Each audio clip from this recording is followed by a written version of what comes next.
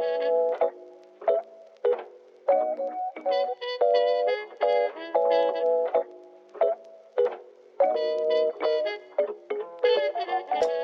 gosh, at some point I think we put Jeff's son to work, and he made some too. I mean, Yeah. everybody, we made like an APB announcement. Erin was a Johnny, played by Tom Hardy character, just telling people what to do and bring your crafting supplies. Yes, that's right. And then I told everybody to burn it down. Yeah.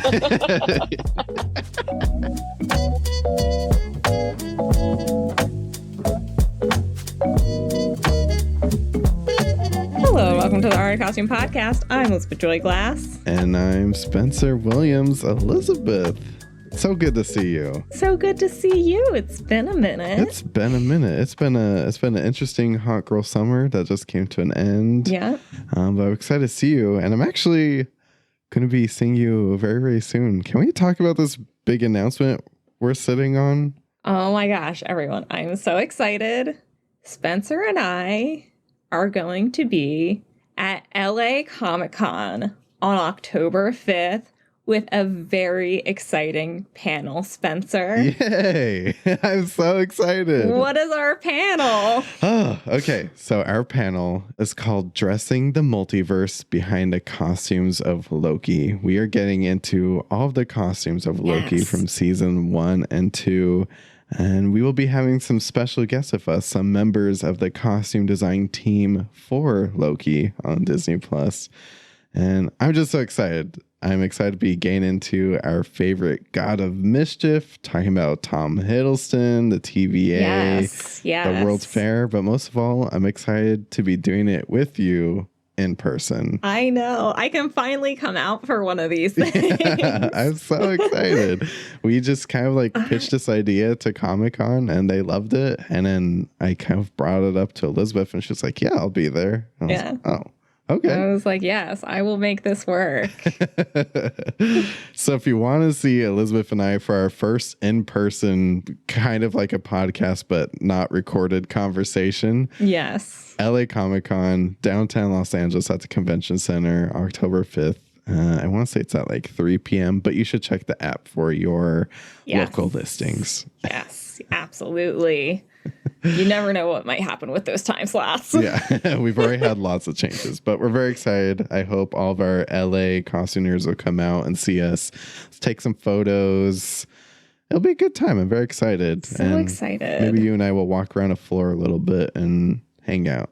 You know it. I want to go down to Artist Alley, at least for a minute, and check it out. You know Elizabeth's bringing a big bag to fill it up with everything. I wish I could.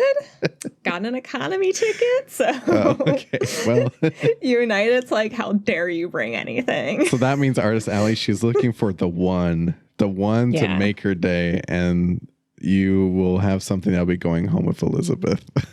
Yeah, the one that says you must put me on your wall. Yeah. Oh, well, Elizabeth, I'm excited for today's film. I actually saw this movie a long time ago. It is called The Bikeriders. It actually was getting ready to premiere during the strikes, but then it got pushed back almost an entire year. Yeah.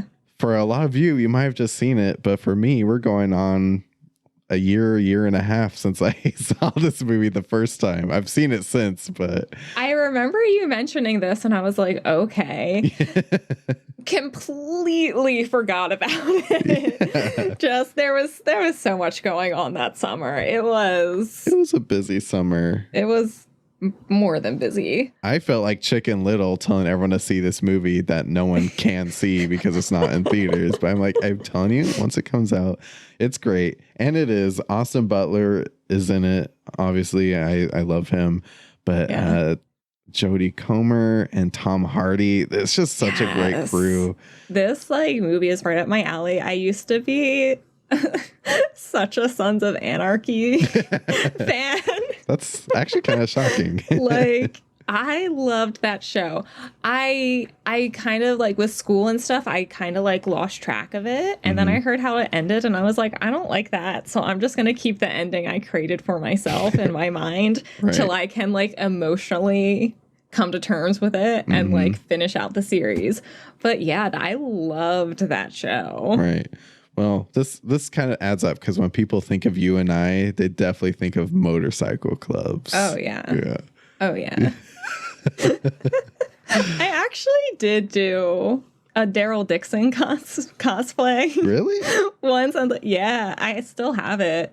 I don't know. It was like a weird con. I was like by myself that day, so I don't think I have pictures. But like I got like a jean jacket and made it into his motorcycle jacket. Ooh, that was a fun one. The wings on the back. Yes. I love that. Well, actually, Norman Reedus is in this film. He plays. Wait, what? Yeah, so he plays, he's in a motorcycle club and he looks like Daryl Dixon, but if he survived a zombie apocalypse in like Venice Beach and he didn't have any friends. That's what he looks like in this film. And I love that. Cool. But before we say too much, we should dive into it because we have a special guest that's waiting. I'm so excited for this. I'll start us off with a summary. The Bikeriders is a film based on Danny Lyon's 1968 photo book of the same name, which documented the Chicago Outlaws Motorcycle Club. After a chance encounter, headstrong Kathy is drawn to Benny, member of Midwestern motorcycle club The Vandals. As the club transforms into a dangerous underworld of violence, Benny must choose between Kathy and his loyalty to the club. And that is Bikeriders. And I just gotta say, I've seen Danny Lyon's book. It is really cool. It's this great book just full of photos. You just really get to see, the culture that is brought to life in this film. The story is fictional, but the lifestyle and actually, I believe one of the characters is even based on, a real time and a real motorcycle club. So it's actually quite fascinating. Interesting. Yeah. Oh, I cannot wait to dive into this, Spencer. Going behind the costumes, we have director Jeff Nichols and costume designer Erin Benach, who you will know her work from Blue Valentine, Devil, Drive, The Neon Demon, A Star is Born, Birds of Prey, a personal costume favorite of mine. Oh. And Spirited. I didn't know Birds of Prey is a favorite of yours. I've still yet to see it. I love that movie. It's probably one of the top 3 like DC movies of like the newer ones. Well, Elizabeth, to get into the Bikeriders, we actually have here costume designer Erin Benach. I got to meet her and talk about this film. Of course, we had met the first time when we saw the film originally like a year and a half ago. So I was excited to finally reunite with her all this time later and actually talk about the movie. We get into everything from all the jackets, all the patches, of course, all the breakdown of the costumes, because riding around on a motorcycle all day probably is not great for your skin and or your clothes. And of course, we talk about working with actual references like the photo book we were talking about, or interviews with the character that Jodie Comer plays, Kathy. I believe they got to listen to some of the actual audio. So they really got to get into these people. So I'm excited to talk about all that with Erin. And afterwards, Elizabeth and I will come together to tell you guys what we have coming up in our spooky season. Yes, I cannot wait. So stay tuned for that after our interview.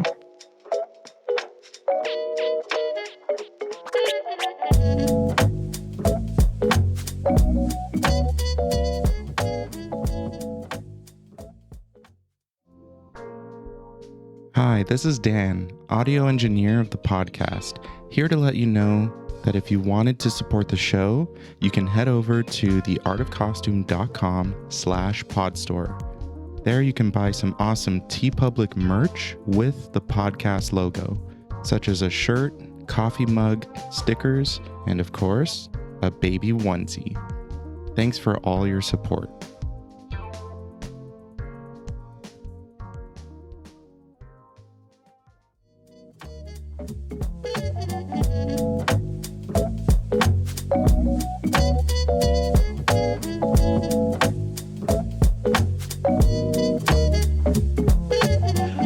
so excited to finally be here with my friend, costume designer Erin Benach. Hey, Erin. Hello, Spencer. It's good So to finally happy talk be to you. Here. Yeah. I feel like I've been anticipating talking about the Bikeriders for several hot minutes as of September. So, but I mean, I have been keeping the faith going and telling everyone how great this movie is. They just, That's awesome. Thank you for doing that. We're grateful. We're grateful. Yes. It finally is going to be able to be seen by the world. Yeah. Well, it's an incredible film, and I've had a lot of questions for you, so I'm excited to get into it. So let's start from the beginning, actually. From 1965 to 73, Danny Lyon, a photographer, documented and interviewed a Midwest motorcycle club, for which the Bikeriders film is inspired by.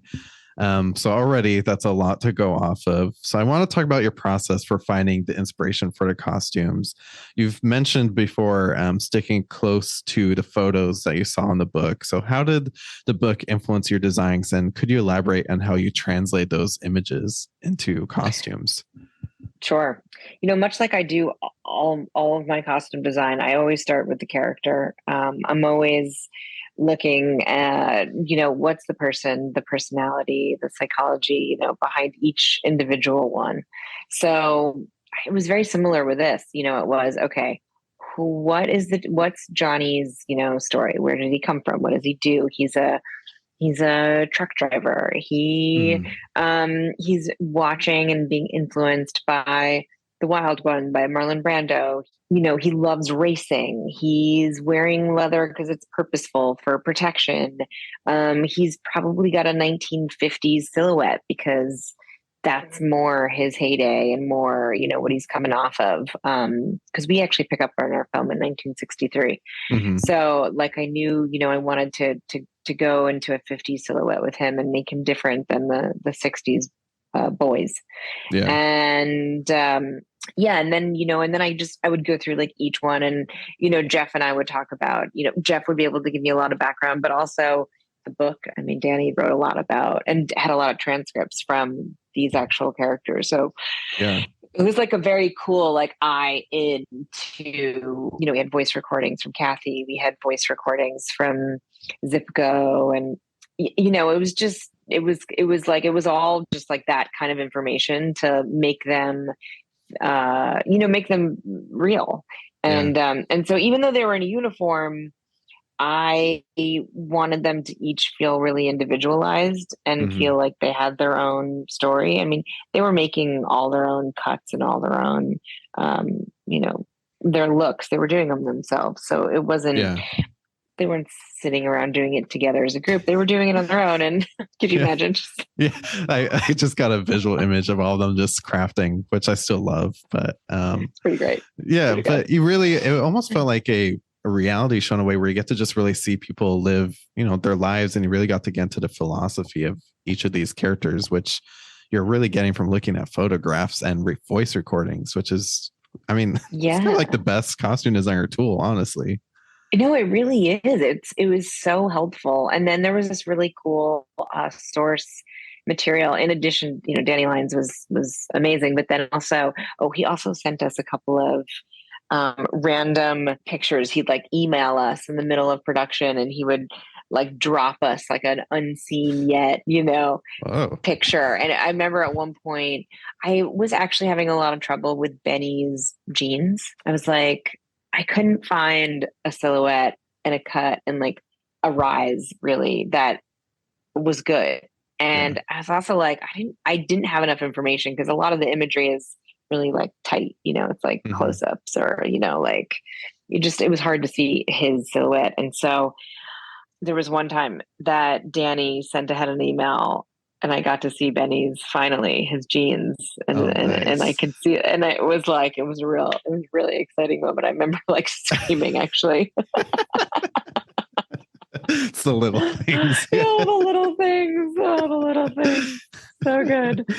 And then we built jeans that, were exactly that, because that was the answer. It needed to be, it was also like, Austin's body in character, in the jeans, wanting them to fit like those did. 60s were a funny jean time. It was like they were still really high waisted, you know, the way that they fit these guys was just really specific. Yeah. It was definitely not like a 70s, you know, bell bottom time, and it was not a 50s cuff. It was like right in between, but yeah, it was interesting. And they had to Jeans. fit over all the boots, you know, like they all Yeah. wore boots, so they had to fit over the boots, and yeah, The jeans it were was a looking little. for their own identity at this time. They definitely were. Well, I will say one uniform thing I did do is that every single piece of denim that you see in the film went through our Adria Dyer Troy's shop, and he overdyed everything with a cast of like greenish bluish tint Wow. so that it all felt and looked a certain kind of blue denim. Oh, I love that. Well, I And have actually several aging and dying questions, so we'll circle back to that because I love it. sounds good. Let's take a moment to talk about collaborating with writer and director Jeff Nichols. I have a quote in my notes from Jeff saying that after he found this book 20 years ago, that had become an obsession of his life ever since, and called it one of the coolest books he had ever come across. So clearly he has a passion for it. And I think, that really shows through the film. So what was it like working with Jeff, and what did that collaboration look like? This is Jeff and I's third film together. I mean, I'm just going to say it. He's like my favorite director to work with on the planet. He's Nice. so wonderful and communicative and just so good at what he does, and really helps like all the departments work so well together.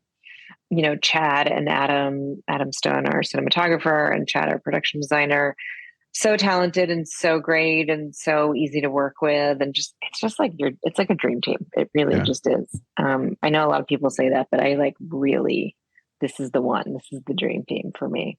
Yeah. You know, I have a rule with my husband who he's a cinematographer, and we have kids, and so a lot of times we're negotiating who gets to go make a movie, but Jeff's my no matter what, I get to go. Yeah. He Sorry, knows. kids. Jeff Sorry, calls. kids. Oh God, that sounds horrible. I mean, we're all thinking it. We all get it. So I mean, it's just real. It's Yeah. just true. I come right back. I always come back. Right. Oh, Yeah. man. So you know, I knew about Bikeriders years before because Jeff had told me about it. You know, back in the day when we were shooting other things or talking or whatever. And so I knew about it, and I remember just being like, well, when that one gets off the ground, I am gonna have a field day. I was just, I knew it. You know, I knew it was just going to be one of those like juicy, amazing costume, you know, movies. And I was so excited to be able to get to do it. So Yeah. Well, yeah. I'm glad that he called because it was obviously worth it, and I loved seeing it. So thanks, Jeff, for Thanks, Jeff. Thank you, Yeah. Jeff. but I will say the red there, yeah. Yeah. Also, for audiences, we're looking at a picture of Tom, Austin, and Cal Boyd Holbrook on their bikes, and this red shirt that I gave to Johnny was actually something that was in the reference material on him. And as soon as I clocked it, I knew that I wanted to use red for him. Red is always that, you know, that color that on film and on anything, just if there's not a ton of red, it really pops and stands out. So I was very purposeful in my use of it, and Johnny was the only one that really had it. Well, since we're talking about Johnny, Johnny's played by Tom Hardy, who's my favorite character. I love all of his scenes, and Johnny's he's so good in this, and he's the Vandals founder, a longtime, owner, and he's trying to set an example for the up and comers as best he can. We have to give him some grace. That being said, Johnny presents a little differently than the new recruits. So, as you started to say, how would you define Johnny's style? Yeah, Johnny is 1950s silhouette versus 60s. He instead of going leather with the denim cut over it, he'll just go leather jacket, clean with his colors directly on the back. He's also got his denim, which he's got his colors on the back of that as well. He has some more options. He doesn't need to make it interchangeable like the other guys do. Right. And so he just kind of has some more options because he's the leader. He's the boss. He's a bit more leisurely, He comes into the office a little late if he wants, and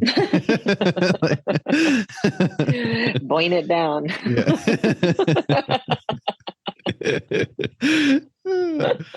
Well, let's get into the Vandals Motorcycle Club. The costumes really add to the immersion of the film, which is what I love about it. So we've talked about it a little bit, but authenticity, I feel like in the Bikeriders was the most important. And ensuring the accuracy through every layer of clothing, which I've read from you goes all the way down to the men's underwear. So crafting the bikers' vests as a reflection of each of their characters' personality, affiliations. Just how did you costume so many different, characters in this club while giving them each a different personality? How are they customizing it? What does that look like? Yeah, I think that was one of my biggest challenges, and something that I was really trying to make sure that I did, which was make characters, not just a bunch, a group of guys. We would start by, making a base kind of cut over, jacket, denim overcut. And we would have our base, we'd have our automobile association patch over here, and then everybody would have their Vandals patch over here, their 1%er patch, which the Automobile Association Club of America had made a public statement and said, 90, I think people were complaining about the motorcycles that were appearing on the road. And they were saying, 99% of our riders are completely law-abiding citizens. Wow. And so, the bikers really liked that, and they took their 1% and they owned it. I mean, it's great merch. I get it. Good stuff. So then, and then on top of that, it was all about like how, Benny, for example, he was so nonchalant, and the idea was that he didn't care enough to do too much to his, we didn't want to like overdo him. Yeah. He's the ultimate, I don't give up like guy. And as soon as you like put too much on him or anything, it lost its authenticity. For him, it was just about a drapey silhouette with his, his jacket, his leather jacket, and his cut. And even his pants were like had a slightly different, baggier kind of cut than how the other guys did. Yeah, it was all just about exuding like a nonchalance and a not trying and an effortlessness for Benny. That's interesting. Yeah, I mean, Benny, the story really revolves around Benny, and he's kind of unique in the sense that you kind of mentioned he's a lone wolf and he's just trying to figure out his place, but he's still looking for that community. And he's such a major character. Yeah. And obviously Austin Butler has been on fire recently. So I was going to ask you, what was it like working with the man, the myth, the legend, Austin Butler, and creating and creating Benny? He's wonderful. I mean, he's very professional. He's very interested in figuring out the character, really intrigued by the process, because a lot of these guys, I would start off in the fitting room and I would basically put a brand new denim jacket over a leather jacket, and they would look at it and they'd be like, ooh, this looks kind of weird. And I'd be like, trust me. Next time you see me, it's going to look very different. Yeah. But it was all about like, how does the denim like lay on top of the leather and getting the right fit and size. And then we just started like hacking away and like creating these denim vests, and each were just hand done by, several different people in my department. I mean, at some point we're all just sitting around crafting the vests ourselves. Yeah. We were joking around about the Bikeriders doing it, but we actually that was did you. Do that. That was actually us. Yeah, that was actually us. Oh gosh, at some point I think we put Jeff's son to work, and he made some too. I mean, everybody. We made like a an APB announcement, come Yeah. make it. Erin was a Johnny played by Tom Hardy character, just telling people what to do and bring your crafting supplies. Yes, that's right. And then I told everybody to burn it down. Yeah. Well, another character in this film that we have to talk about is, of course, all the patches going on all these vests. Oh yeah, I mean, thank you. Yes, you must have a story about the patches, because they are. Oh my God, the patches. They take control, and I love it. I love looking at all the different patches. I should send you a picture too of I bet I could find it of the patchwork. So all the patches at the aging and dying in the aging and dying facility, because we had to make them all, and we couldn't use anything existing, so we had to like create all of these images, all of these words and slogans and pictures. And did you know that evil spelled backwards is live? That was on one of the patches. I guess I did not know that. No. Now you know. Yeah. Now you know. That's so funny. No, I had no idea. Yeah. It was good. It was good stuff. Anyway, so yeah, we had to make them all, and we had to make them. Once you had your base patch of the vandals, and then the other one, everything then became individualized, and it was really important that they all felt different, and they didn't feel like they were all just choosing from the same batch. So we, each of the bike riders here kind of had their own little like stash. And the way we did it in our department was we made probably like 120 patches. Wow. And then did multiples of each of them. Cause a lot of these guys needed multiples for stunt riders and fight scenes and all that stuff. So then we had like at least 5 or 6, of each one. Then it went to the age or die, went to Troy's world and got, all aged and dyed. And then we had these like nicely aged and dyed patches that we actually used like a tree, a shoe bag, hanging shoe bag organizer-y thing. Wow. And we just had all the patches like lined up in these things. And it was just like, you're in a craft store and you're like, yeah, I'll take one of those. Yeah, sure. One of these. This kind of makes sense for this guy. And this makes sense for Zipko. He seems like he's from Europe and he would talk about this. And, it was just about like, and then, and knowing how many multiples we would need. And yeah, so we kind of like created like a store of all of that gack, really, whether it was like barbed wire, metal work that we used, or pins that we made the pins again, because you just needed so many of them and multiples, and new ones just don't look good. They don't look right. They don't look, period. Wow. Well, speaking of multiples, then I'm excited to talk about the aging and dying process, which you've hinted at. I imagine with a film like this, it must have been quite extensive. And it really shows throughout the film, because they go through their I mean, whatever you go through in a motorcycle club, cigarette smoke, blood, all of it. All of the above. I don't think any of these people shop at Target in the Bikeriders. So I don't think they do. No. What's that process? I can't even picture them shopping. Exactly. I mean, it's a good point though. I mean, you can't picture them shopping. They seem to be wearing a lot of their stuff until it's good and done. Yeah. Exactly. My hero is Troy. David's so talented. He's so awesome. He really understood the kind of grime that we wanted and needed. And that's the word I was looking for. Grime. There you go. It's proper.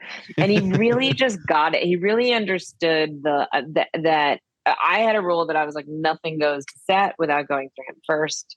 Mm-hmm. It cannot. And so, it was just constantly, even if he just had to hit it a little bit, but everything really got the once over there. It was the airbrushing and the shading to give it that like overall dust feeling, road dust. Yeah. Then it was like grease stains for like the bike. Their hands, they had grease on them all the time. And it was amazing because I know from experience that it never looks as much as it does in person. Yeah. I mean, I think it's like, it always looks 30% less than what you Yeah. see in person, maybe 40. And especially with film, I kind of knew I was like, even maybe 50. So I pushed it really hard, which was hard on Troy. It was Right. hard on my old team. But I was like, more, Yeah.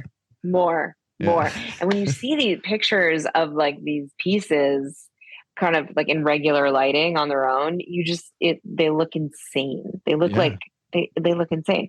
But then when it got on camera and when it got to like filming and between, the lighting, the kind of natural lighting that Adam does and just the film and everything, it didn't look crazy at all. So yeah, I mean, it was, levels out and it feels very authentic and true. Like I would believe yeah, each of these people are working on their cars after work, or, they've been wearing it for a 3-day ride and they've been sweating in it. And it's just every bug is hitting them on the road. It's, it's messy in the best way possible. And I love it.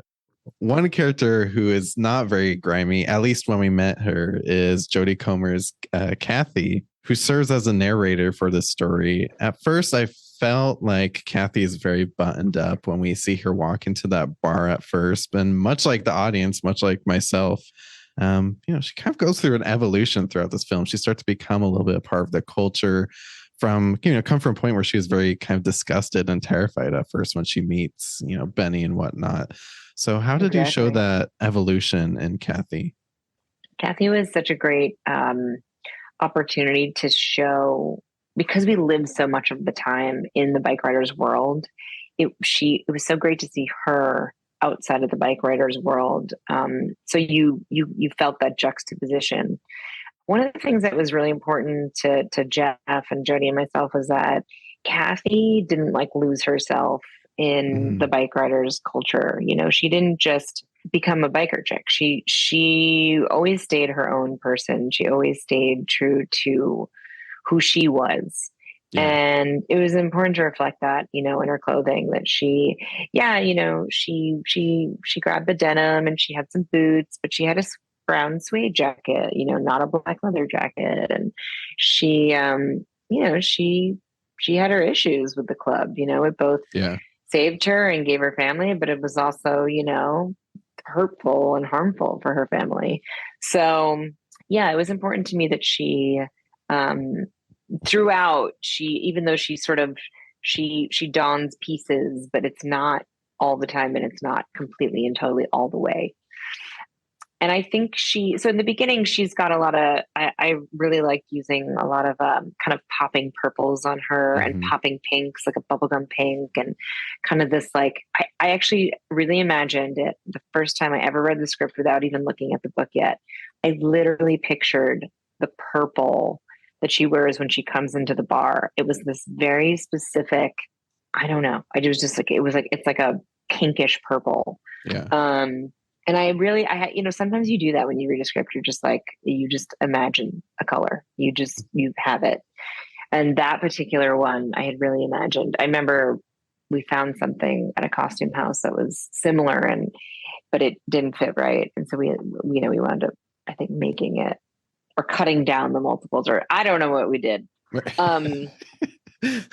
Something to, but anyway, it was like really important to me that she had those like really fun popping colors to start out with. And then slowly, as she gets into, bike rider culture, and she's slowly starting to get more into their color palette with the blues and the browns and the blacks. And then finally, kind of towards the end, we're into the 70s at that point, and she's in her like little brown shorts and like a lightly heathered pink and green sweater. And she's more into like her 70s color palette. But it was really important that she felt very authentic and real to the original Kathy that we had, listened to all that audio footage of, and figured out, what she was like and what her socioeconomic status was and her education and her, all those things that inform a person.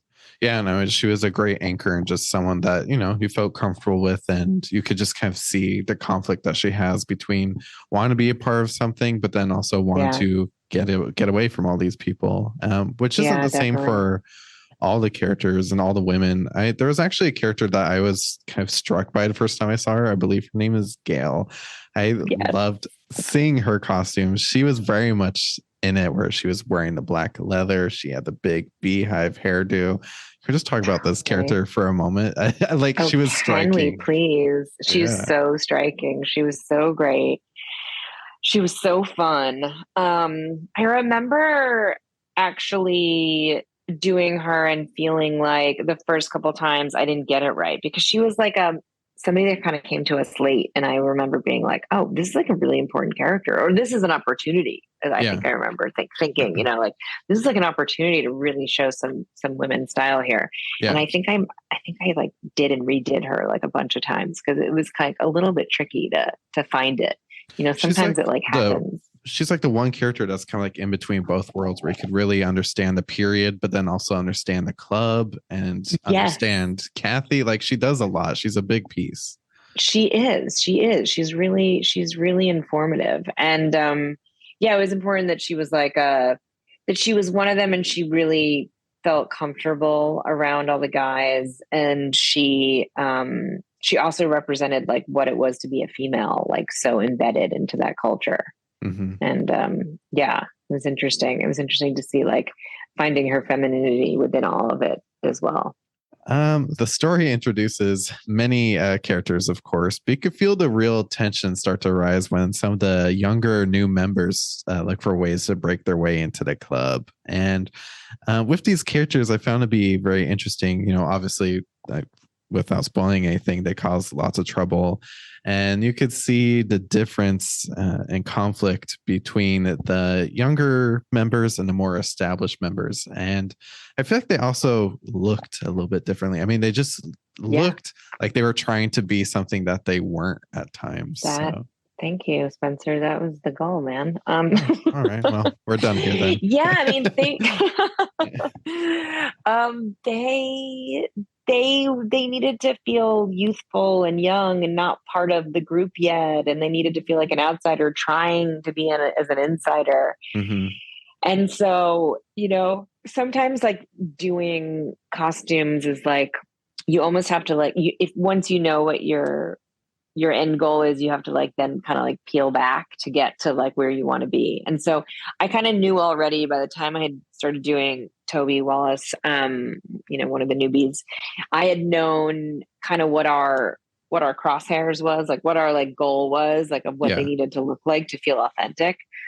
And I had found it at that point. And so when I started doing him, I was like, okay, cool. I want to go shy of that. I want to like make sure I go shy of that. And so it's like a little fitting, a little bit too big, but not in like the right places, kind of in the wrong places. And he was also like really poor. And I didn't want it to feel like he like came on the screen and like looked so good. And part of that was like the t-shirts that he would wear, super oversized t-shirts he would wear underneath it, and the pants that, barely fit. There were maybe his dad's. We kind of had thought like maybe he took his dad's and he like chopped them up a little bit and like, made them look a certain way to like sort of feel a little bit more individual. But yeah, that was important. And the other kids too. Yeah. They felt like if I were to join a motorcycle club tomorrow, I'd be like, well, I think gotta wear something like this, and which I mean, they did it better, but I think you can walk right into one of these bike riders, these Vandals looks. I think you walk right in. Yeah, put on my Vans and my Stevie Nicks concert t-shirt I have on and just blend right in.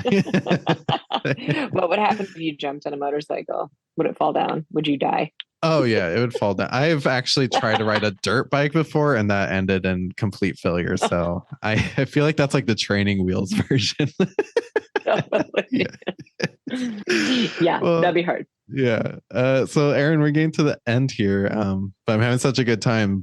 In your opinion, how do costumes contribute to character development and storytelling in a film such as The Bikeriders, looking back? Oh, I mean, I think that when you're talking about a world that was almost like a microcosm within this, period time, the 60s, you need all your firings, right? You need all the things to like give you the information and to make you feel the world around you.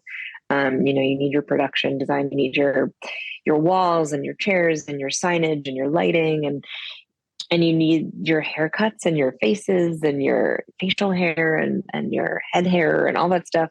And then yeah, you really need the clothes to help tell that story, both the story of who they are as individuals, within the group, and also, I mean, these guys, they were intimidating, and they Yeah. needed to feel it.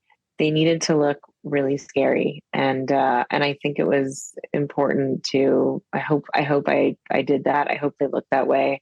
I hope they look intimidating. I hope they look kind of insane in some ways.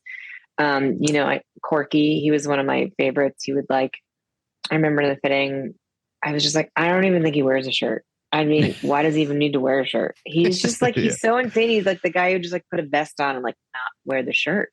Yeah. And, and it is that, it was that, it was about trying to find the sort of that energy of like defiance and kind of insanity and yeah, and just anarchy, Yeah. and I hope it was captured in the clothing.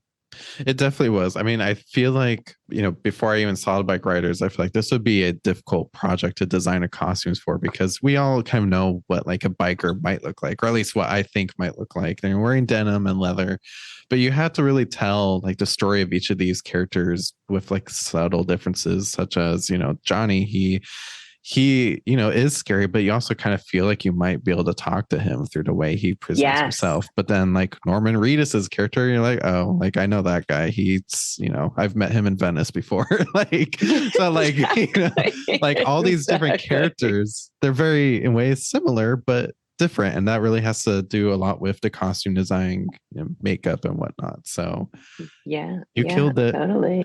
Oh, thanks, Spencer. Thanks so much for saying that. It really means so much to me. I mean, yeah, failing at a project like this is, I think it would be embarrassing. Well, that didn't happen, so no worries about that. Costume designer Erin Benach, thank you so much for joining. This has been such a joy. Thank you, Spencer. Thank you for having me on. I really, really, really love your podcast. Thank you.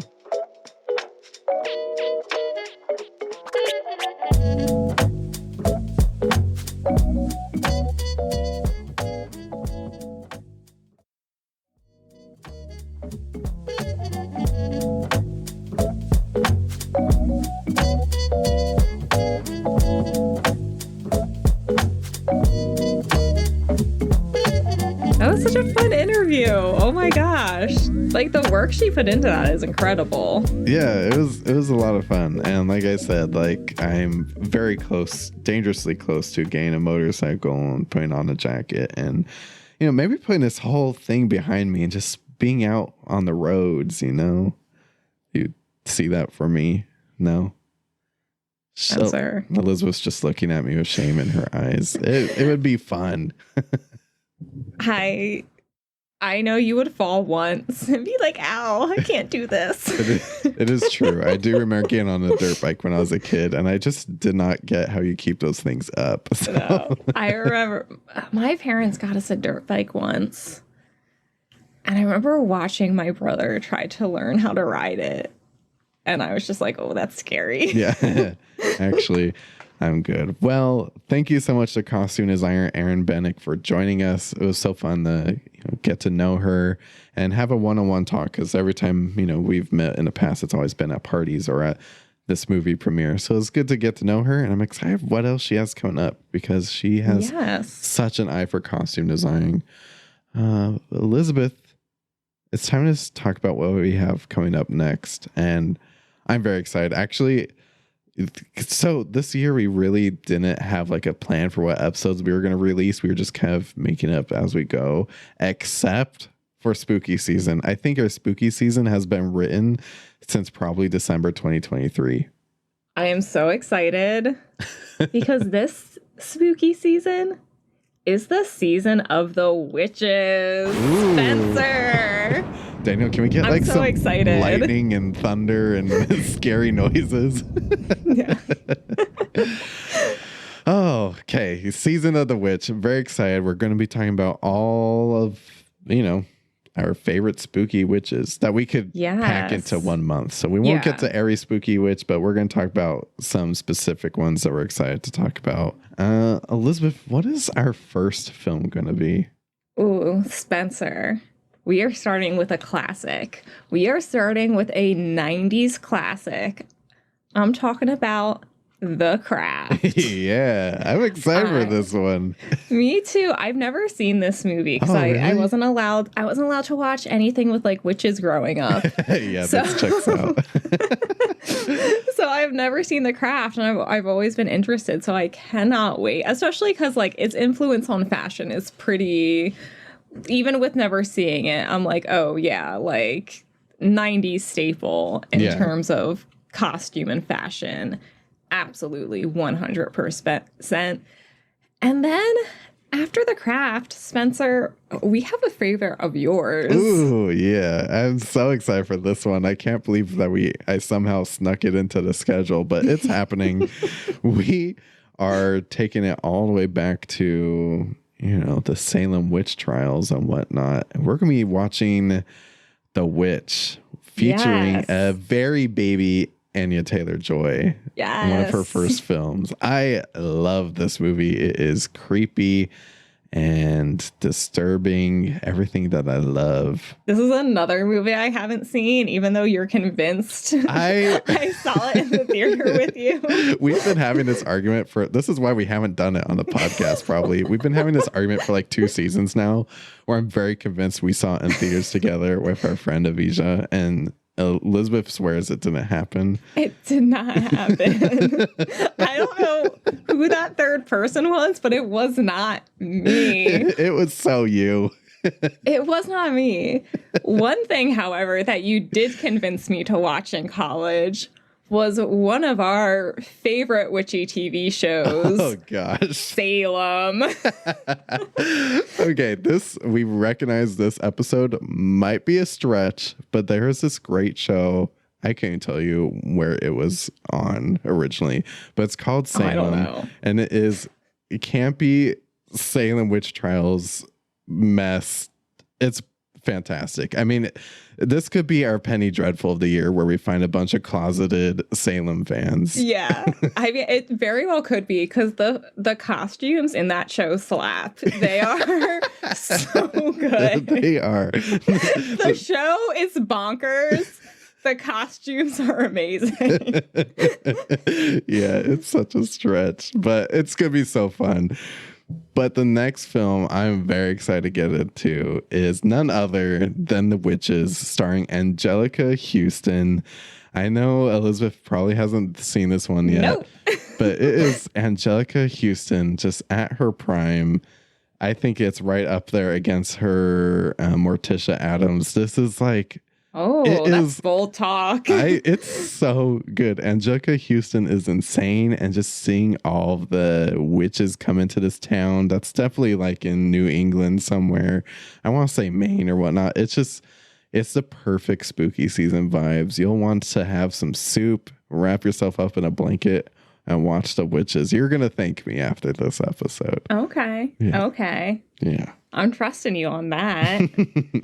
And for our very last episode, we are all trusting Disney Plus with this last addition to our Season of the Witch spooky season lineup. Spencer, we've all been waiting on this witch. Mm-hmm. We are going to be watching Agatha All Along. And I'm very, very excited for this. I thought Agatha was such a fun character in WandaVision. So fun. I just remembered we have an episode about WandaVision, don't we? We do. It's like season 2. I don't want to say it's season 1. I think it's early. I think it was our first TV series we ever did. Do you think so? I think it was. Let me do some detective work. Yeah. Well, you fact check that while I ramble about Agatha. But I love Agatha. I think Catherine Hahn is so great. And she uses all those purples and interesting fabrics. But then we get to see her in a more quiet, powerless way in this film. And I'm very excited for it. Also, it has Aubrey Plaza and Patti LuPone. Oh, I forgot about that. Which that's going to be great. So I'm very excited for this title. Oh, you're right, Spencer. It was season 1. Oh my gosh. It's one of our long episodes. Yeah, that one's probably a doozy, but I want to say it's probably worth it though. So if you all want to scroll all the way back to baby Spencer and Elizabeth podcasters, there's a great episode about WandaVision. And that is our season of the Wish lineup. That'll be coming out in October. And then you're going to want to stick around though, because our very first episode in November is an absolute banger. We just actually recorded most of it yesterday, and I think both of us are still kind of shaking. I've never been so nervous for an episode and so excited all at the same time. It's such a good one. So we have a lot to come out this year. In the meantime, make sure you subscribe to us on youtube.com/@theartofcostume, Instagram @theartofcostume_pod, TikTok @theartofcostume. Don't forget to leave us a 5-star text review on Apple Podcasts. And it's starting to get a little chilly out, I hope. Yeah. By the time you hear this, because it's still kind of warm out at the moment. But yeah, it's a lot warm out. head to our merch store, theartofcostume.com/podstore, and get yourself maybe a long sleeve shirt or a hoodie. Get ready for that cold winter. You're going to need it for the season of the witch, because it's going to get chilly. Absolutely. So excited. Thank you all for listening, and we'll see you soon. Have a great week, everybody. The Art of Costume podcast is hosted and produced by Elizabeth Joy Glass and Spencer Williams. Our audio engineering and editing is done by Dan White. Follow us on TikTok @TheArtOfCostume and Instagram @TheArtOfCostumePod. If you want to support the show, go to theartofcostume.com/podstore. For more podcast updates, costume reviews, deep dives, and interviews, go to theartofcostume.com, a blog dedicated to highlighting the best in costume design.